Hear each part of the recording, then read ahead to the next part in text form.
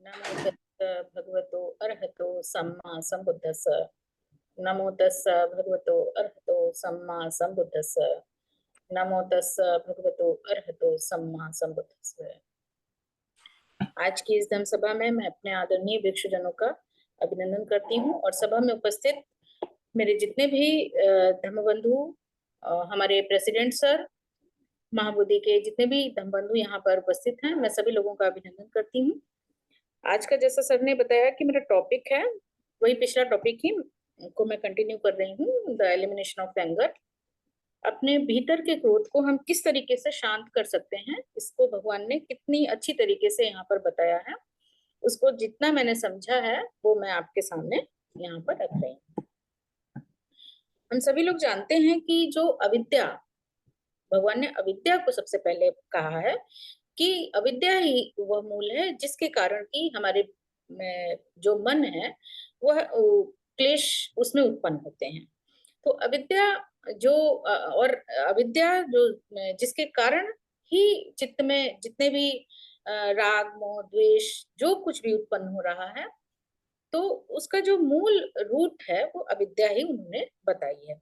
तो अविद्या और ये इसकी वजह से जो ये हमारे भीतर की जो वासनाएं उत्पन्न हो जाती हैं, तो यही सभी प्रकार के कलेश दुख इन सबको पैदा करने का इनके अंदर एक बहुत ही कहें कि बहुत इतनी पावर होती है कि उससे जो हमारा पूरा जीवन है वो इफेक्टेड हो जाता है। तो इसके अंदर अविद्या और वासना के कारण ही जो दुख है क्लेश है ये उत्पन्न होते हैं। और इनका अगर हम सही उसमें कहें मतलब डीप में जाके कहें तो जीवन के दुखों का जो मूल उद्गम स्थल है ये अविद्या ही है। तो अविद्या का अर्थ क्या है कि अज्ञानता, यानी कि जो वास्तविकता को न जानना ही और वास्तविकता को जानने में अक्षम होना। अगर अविद्याग्रस्त हमारा चित्त है तो हम वास्तविकता को जान ही नहीं पाएंगे। ऐसी क्लाउडनेस रहेगी कि वास्तविक सच्चाई हमारे सामने होगी लेकिन हम उसको महसूस नहीं कर पाएंगे और ना ही उसकी तरफ हमारा ध्यान जा पाएगा। तो हम उसकी तरफ उसको वास्तविकता को हम जान ही नहीं पाएंगे।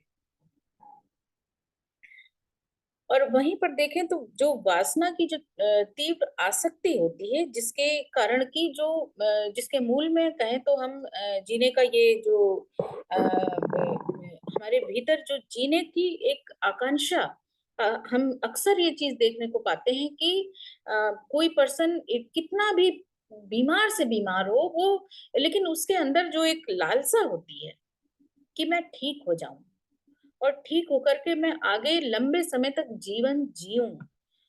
जबकि हम सब इस चीज को देखते हैं कि हम अगर बहुत कठिन बीमारी से हम गुजर रहे हों या किसी तरीके का ऐसा भयानक दुख हो जिसका कोई अंत नहीं मिल पा रहा हो, जिसकी कोई मतलब उस दुख को कम करने का कोई रास्ता भी ना मिल पा रहा हो, लेकिन फिर भी हमारा मन जो है वो, हमारा चित्त जो है उसके अंदर एक आशावान बने रहते हैं, हम आशा बनी रहती है और हमारी एक अंदर की जिसको कहें कि बहुत तीव्र इच्छा हमारे अंदर ये रहती है कि ये दुख किसी तरीके से कम हो जाए। और उस दुख को कम करने के लिए प्रयत्नरत तो रहते ही हैं। और जब हम तीव्र वेदनाओं से, बहुत कठिन बीमारियों से भी ग्रस्त हो जाते हैं तो भी तीव्र जीने की इच्छा और ज्यादा बढ़ती ही जाती है। तो ये सब जो अविद्या के कारण ही ये जो जितनी भी तरह की आसक्तियां हमारे भीतर उत्पन्न होती हैं उनका मूल जो है वो अविद्या ही यहाँ पर भगवान ने बताई है। तो वासनाओं और जो तृष्णा का कहीं भी अंत हम इसको देखने को नहीं पाते हैं तब तक, जब तक कि मन जो है, हमारा चित्त जो है वो अविद्या से ग्रस्त बना रहता है। और जैसे ही प्रज्ञा जागृत होती है तो प्रज्ञा के जागृत होते ही ये जो तृष्णा है उसका मूलोच्छेद हो जाता है।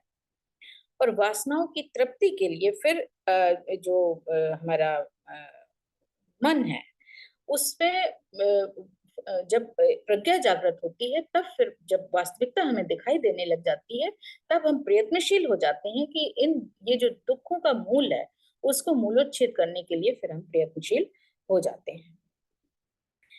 वासनाओं की तृप्ति के लिए ही क्रोध उत्पन्न होने लग जाता है। कब?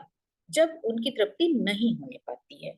और उसके एवज में फिर क्या होता है, उसका रिजल्ट क्या होता है कि जब उनकी तृप्ति नहीं होने पाती है तब क्रोध उत्पन्न होता है, और जिसके परिणाम स्वरूप फिर लोग आपस में एक दूसरे से फिर लड़ाई करने लगते हैं, झगड़ने लगते हैं।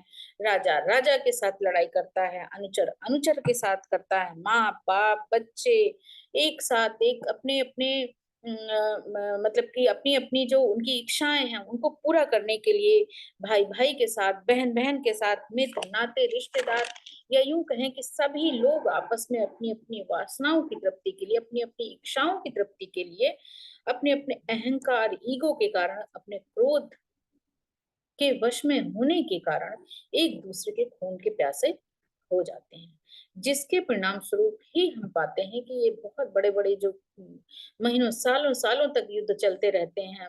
इतिहास में तो हम ये चीजें देखते ही हैं, पढ़ते ही रहते हैं कि एक राजा ने अपने राज्य के विस्तार के लिए किसी दूसरे राज्य के ऊपर आक्रमण कर दिया, तो कहीं कहीं पर हम ये पढ़ने में आता है कि उस राजा का किसी दूसरे राजा ने किसी तरीके से उसका अपमान हो गया, वो अपने अपमान की का बदला लेने के लिए वो एक दूसरे राज्य के ऊपर चढ़ाई कर देता है, तो कोई फिर कहीं किसी की पुत्री राजा की पुत्री को पसंद कर लिया उसने, उसको पाने के लिए। तो ये सब जब ये उसके मूल में जब हम जाते हैं तो देखते हैं कि ये जो बड़े बड़े युद्ध हुए हैं, चाहे इतिहास में हो चाहे वर्तमान में हो रहे हो, तो उनके मूल में जब हम देखते हैं तो कहीं ना कहीं हमारी ये जो इच्छाएं हैं, ये वासनाएं हैं, उन्हीं की तृप्ति के लिए ये काम हो रहा होता है।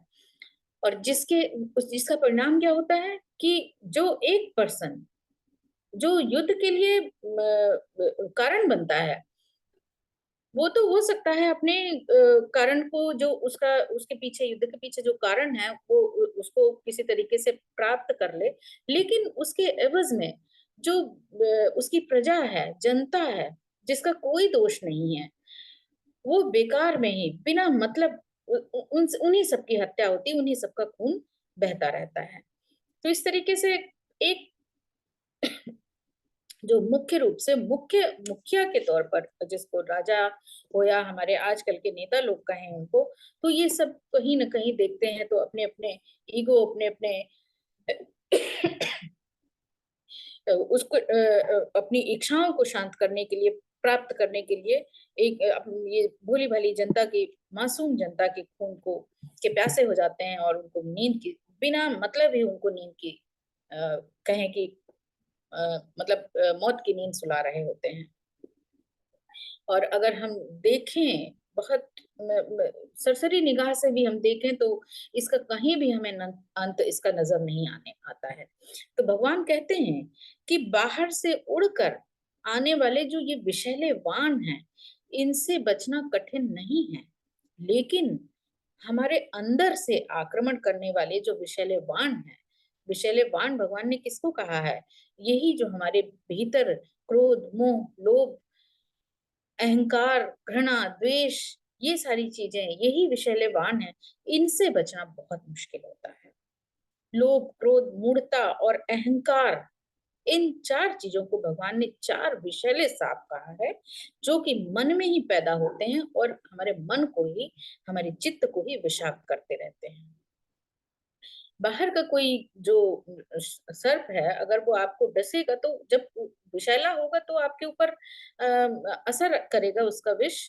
लेकिन ये जो चार विषैले सर्प जो हमारे मन के भीतर ही पनप रहे होते हैं, ये तो भीतर ही भीतर इतना विष पैदा कर देते हैं, इतना ज्यादा विष पैदा कर देते हैं कि जिसकी वजह से अगर जो चित्त है वो सदियों सदियों तक, कितने कितने जन्म हमको लेने पड़ जाएंगे इस विष को समाप्त करने के लिए, या कहें कि इस विष की अग्नि को खत्म करने के लिए। क्योंकि इसके कारण ही तो कर्म जनरेट होते चले जाते हैं, और उन्हीं कर्म जब वो जनरेट होंगे तो फिर वही हमारे भव का कारण बन जाते हैं। तो इसीलिए हम सदियों मतलब पता नहीं कितने कितने कल्पों तक किन किन योनियों में भटकते रहते हैं, और कहीं भी हमें जो शांति है वो नहीं मिल पाती है। तो चित्त में जब ये क्रोध, लोभ, मूर्ता और अहंकार ये जब स्थान बना लेते हैं, तो ये जो व्याधियां हैं, चित्त जो है वो हमेशा ही इन व्याधियों से फिर ग्रसित रहता है। तो ऐसे चित्त वाला जो मनुष्य है, वाणी से, कर्म से दूषित आचरण करने वाला हो जाता है। उसका जो आचरण है वो भी दूषित हो जाता है। जब मन दूषित है तो आचरण भी दूषित हो जाता है। तो दूषित कर्म दुख ही पैदा करते हैं। और ये जो दुख है, यही दुख जो है, इसका चक्र जो है वो निरंतर चलायमान रहता है। और जो जाति जरा मरण का ये जो भव चक्र है, फिर अनंत काल तक फिर कहीं भी हम मुक्ति का रास्ता नहीं मिलने पाता है। मानवीय जीवन की अगर हम अ, व्याख्या करने वाला, यहाँ पर मैं एक दृष्टांत आपके सामने रख रही हूँ कि एक बार एक मनुष्य किसी नदी में प्रवाह की ओर नाव खे रहा था। तो किनारे पर से किसी ने उससे कहा, उसको सावधान करते हुए कहा कि नदी की तेज धारा में इतनी आतुरता के साथ मत बहो। नदी में अपनी नाव को, जिस धारा में पानी बह रहा है उसी धारा में अपनी नाव को इतनी तेजी से मत चलाओ। उसने सावधान करते हुए कहा कि आगे कई प्रपात हैं और भंवर भी हैं। आगे चट्टानी कंदराओं में गए तो वहां पर सर्वनाश ही हो जाएगा। और इन कंदराओं में बहुत से मगरमच्छ भी हैं, यक्ष हैं, घात लगा करके बैठे हुए हैं। और इस प्रकार से आगे जाना बहुत खतरनाक है, और जिससे कि जीवन का सर्वनाश हो जाएगा।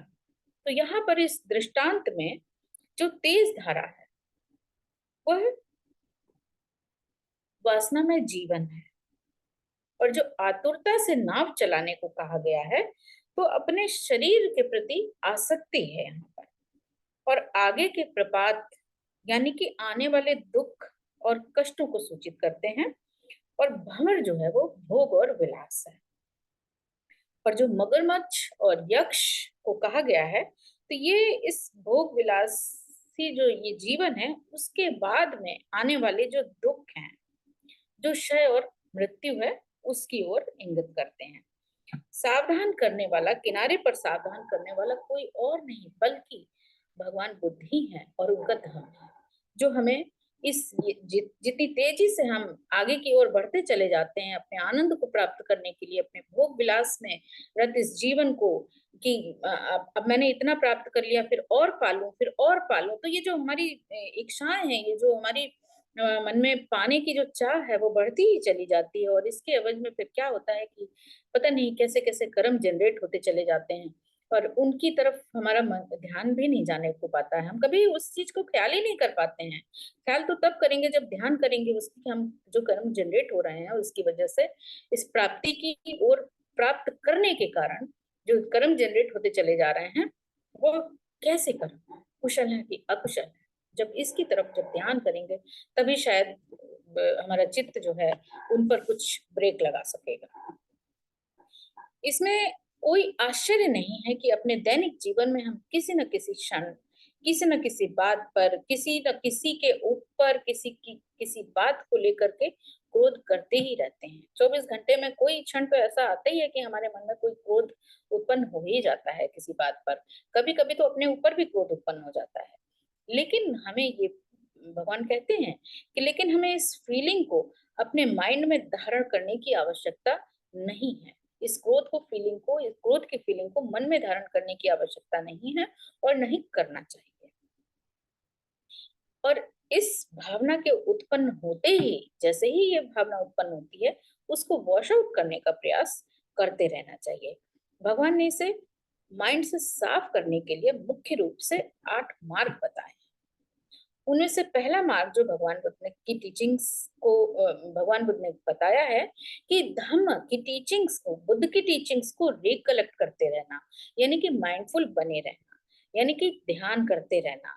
जो कुछ भी हम काम कर रहे हैं, काया से, वाणी से, मन से, जो कुछ भी हम मन में विचार उत्पन्न हो रहे हैं, जिससे हमारे कर्म जनरेट हो रहे हैं, तो उसके प्रति सावधान बने रहना। और ये कब होगा? जब हम बुद्ध की टीचिंग्स को जानेंगे, पहचानेंगे, उसको धारण करेंगे, तभी। तो उनमें से पहला मार्ग भगवान ने यही कहा है कि बुद्ध की टीचिंग्स को, धर्म को रिकलेक्ट करते रहना। बहुत से अवसरों पर भगवान बुद्ध ने इस क्रोध भावना के जो डिसएडवांटेजेस हैं उनको एक्सप्लेन किया है, जिसको कि हम कई बार बहुत सी जगहों पर ये धम्म पद में भी ये देखने को मिलता है, जिसके उदाहरण हमें वहां पर देखने को मिलते हैं धम्म पद में।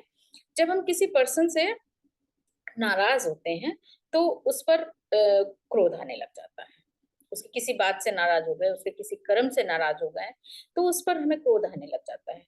तो ऐसे समय पर भगवान कहते हैं कि ऐसे समय पर सामने वाला जिसके प्रति मन के भीतर ये जो भावना उत्पन्न हुई है, और तो तब आप आपको पहला काम क्या करना चाहिए उस समय पर, कि क्रोध आया है, ठीक है, आ गया मन में, तब थोड़ी देर के लिए अपने चित्त को उस पीछे की तरफ ले जाइए और उस सामने वाले के भीतर में छुपी हुई किसी तरीके की कोई गुड उसकी आदतें हैं, उसकी कुछ क्वालिटीज हैं, उसने कुछ ऐसे मतलब पॉजिटिव वर्क किए हैं, उसने कुछ कुशल कर्म किए हैं, तो उन चीजों को रिकलेक्ट करने की कोशिश करिए, उसको कुछ ध्यान में करने की कोशिश करिए, याद करने की कोशिश करिए, उनको देखने की कोशिश करिए।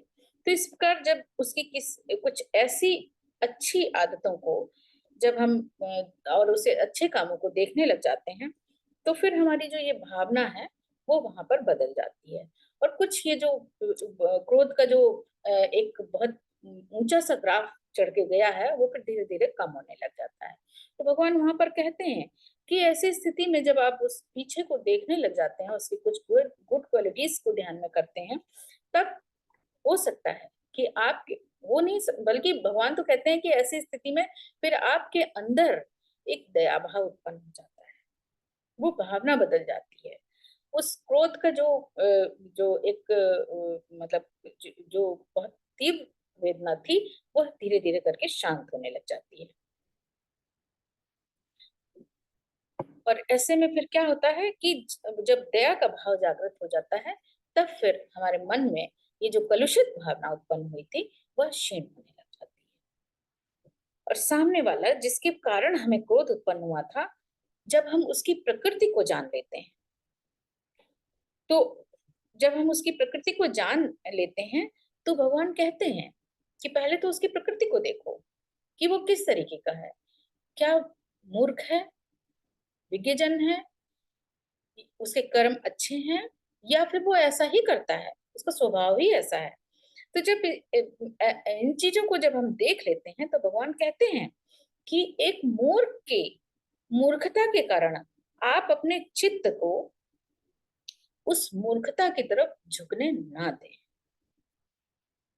और ऐसे अकुशल चित्त वाले मूर्ख व्यक्ति को अपनी मूर्ख व्यक्ति के कारण अपनी जो भावना है उसको दूषित ना होने दें। और चूंकि वह सामने वाला जो जिसकी वजह से अगर वो ऐसा ही करता है, उसकी आदत ही है, वो मूर्ख है, अकुशल ही करता है, तो उसका तो स्वभाव ही ऐसा है, तो उसके कारण से अपने चित्त को दूषित ना होने दें। तो ऐसे में फिर जब ये चीज हम देख लेते हैं, उसके स्वभाव को जान जाते हैं, तो फिर अपने आप को हम सावधान कर लेते हैं। और उसकी तरफ जब वो तो गलत है ही है, वो तो हमें क्रोध दिला रहा है, लेकिन ये तो हमारे अपने स्वयं को कंट्रोल करना है कि हम अपने चित्त को उसी की तरफ उसी की तरह दिखाना चाह रहे हैं, या जो हमारा स्वभाव है वो हमारा अपना स्वभाव, हमारा स्वभाव कैसा है। क्या हम भी उसी क्रोधी की तरह हैं, हम भी उसी मूर्ख की तरह मूर्ख हैं? अगर मूर्ख हैं तो उसी की बातों में आएंगे, उसी की तरह का व्यवहार करेंगे, उसी की तरफ हमारा चित्त झुकने लग जाएगा। और अगर प्रज्ञावान है तो अपनी प्रज्ञा के बल से सामने वाले की भाषा को समझते हुए, उसकी आचार व्यवहार को समझते हुए, हमारा व्यवहार जो है अपनी प्रज्ञा के अनुसार बना रहेगा। तो भगवान कहते हैं कि ऐसे मूर्खों से अपने आप को दूरी बना लेनी चाहिए। तो धम्मपद में भी ये गाथा आई है कि मूर्खों की संगत न करना ही उत्तम मंगल है। वहीं पर जो प्रज्ञजन है, ज्ञानी लोग हैं, उनकी संगत भले ही क्षण भर के लिए क्यों ना मिले हमें, उनकी संगत हमें भले क्षण भर के लिए, लेकिन अपने दैनिक जीवन में ये प्रयास करते रहना चाहिए कि हम भले थोड़ी देर के ही लिए उनसे कुछ ज्ञान की बातें ले सकें, तो हमें प्रयास ये करते रहना चाहिए। तो हम सभी लोग जानते हैं कि हर चीज क्षणिक है। ये भावनात्मक विचार व्यवहार सब क्षणिक हैं। चित्त में उठने वाला जो हर विचार है वो भी क्षणिक क्षणिक ही होता है, फिर चाहे वो कुशल विचार हो चाहे अकुशल विचार हो। ये जो कुशल जो विचार हमारे मन में उत्पन्न हो रहे हैं क्षणिक हैं, तो जो कुशल विचार हैं उनको भगवान कहते हैं जैसे ही कुशल विशाल विचार आपके मन में उत्पन्न हुआ है तो उस कर्म को तुरंत जनरेट कर दीजिए, क्योंकि पता नहीं है अगला विचार जो हो ये विचार तुरंत ही बदल जाएगा। तो फिर वो जो समय है वो हो सकता है कुशल कर्म करने से आप फिर मन बदल जाए विचार बदल जाए। तो जो आपको ये एक अवसर मिला था विचार आया था वो ड्रॉप हो जाएगा और उस कुशल कर्म को करने से भी आप विरत हो जाएंगे फिर, और वो मौका आपके हाथ से निकल जाएगा। और जहां पर अकुशल विचार है वहां पर तुरंत ही अपने माइंड को मतलब कि माइंड को वॉच करते हुए गार्डिंग उसकी करते हुए रखवाली करते हुए वहीं पर इस अकुशल जो चित्त में विचार उत्पन्न हुआ है उसको तुरंत ही वॉश आउट कर देना चाहिए। करते रहने के लिए हमें मतलब प्रयासरत बने रहना चाहिए। तो ये हमारी प्रज्ञा पर निर्भर करता है कि चित्त में उठने वाली जो ये तरंगे हैं इस तरीके की जो विचारों की तरंगे हैं इनके ऊपर हम कैसी प्रतिक्रिया करते हैं ये हमारी प्रज्ञा पर निर्भर करता है। प्रज्ञा के बल पर ही जब हम लॉ ऑफ कम्मा का ध्यान करते हैं तो चित्त में ये जो उठने वाली जो क्रोध की लहरें हैं वो तुरंत ही शांत हो जाती हैं। बुद्धत्व प्राप्त करने से पहले बोधिसत्व जो थे उनको भी बहुत से पता नहीं कितने कितने कल्पों तक जो जन्म उनको ग्रहण करते रहने पड़े। तो अगणनीय जन्मों तक अपनी पारमिता पूरी करते हुए जो बोधिसत्व थे उन्होंने फिर उनको भी हजारों योनियों में जन्म लेना पड़ा। एक समय भगवान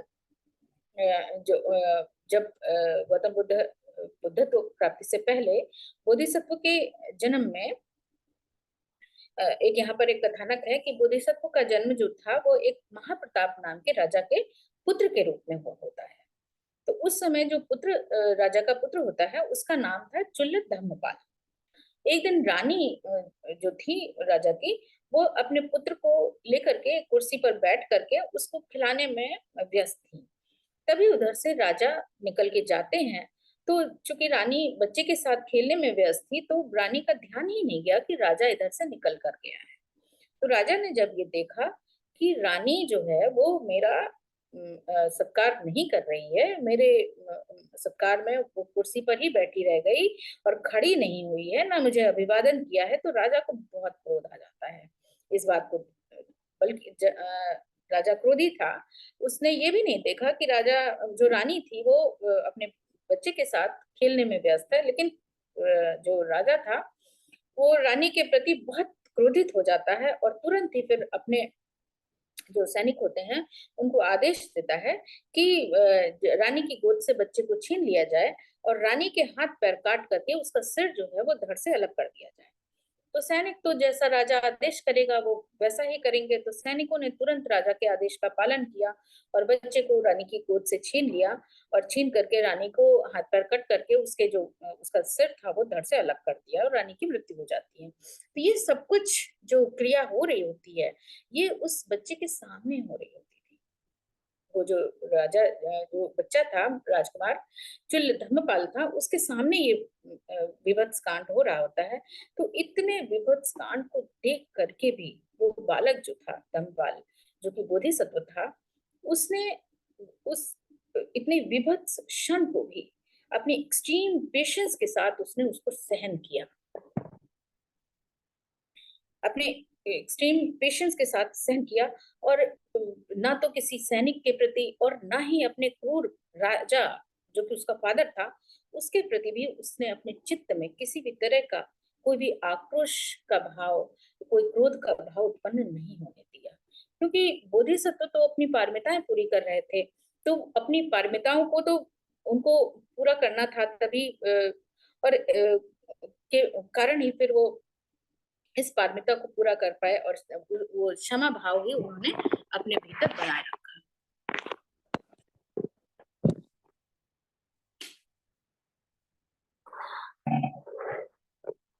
तो इस तरह की जो कई कहानियां हैं, हमको जातक कथाएं जब हम पढ़ते हैं तो उसमें हमको ऐसी बहुत सी कहानियां पढ़ने को मिलती हैं जहां पर बोधिसत्व अपनी पारमिताओं को पूरी करते हैं, और बहुत से ऐसे मतलब पॉइंट आते हैं जहां पर एक्सट्रीम वो चीजें देखने को मिलती हैं कि जब हम एक आम आदमी तो ऐसी स्थितियों में कुछ भी कर सकता है, लेकिन बोधिसत्व जो है अपनी पारमिताएं पूरी कर रहे होते हैं, तो ऐसी ऐसी स्थितियों परिस्थितियों में भी किस तरीके से वो अपने आप को कंट्रोल करते हैं।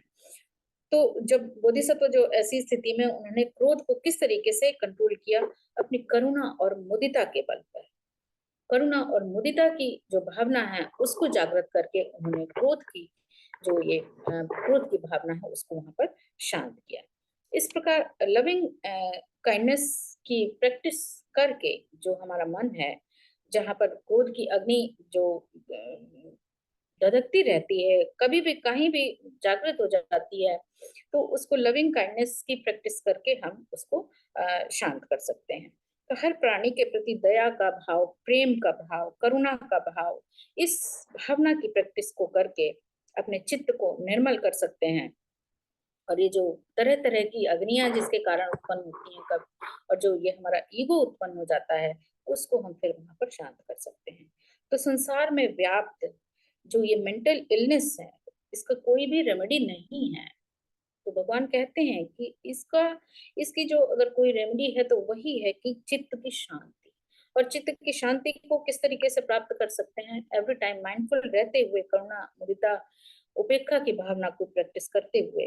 तो सभी प्राणियों के चित्त में ये जो उठने वाली तरह तरह की ये राग, मोह, द्वेष की तरह तरह की जो क्रोध की अग्नियां हैं जो उत्पन्न होती रहती हैं, तो इन ये शांत हो, इस और में शांत हो, इसको हर पल उनके मन में करुणा की और मुदिता की भावना जागृत हो। इसी मंगल कामना के साथ मैं आज अपनी वाणी को यहीं पर विराम देती हूँ, और सभी लोगों ने मुझे ध्यान से सुना, इसके लिए मैं सभी लोगों का आभार व्यक्त करती हूँ। सभी लोगों का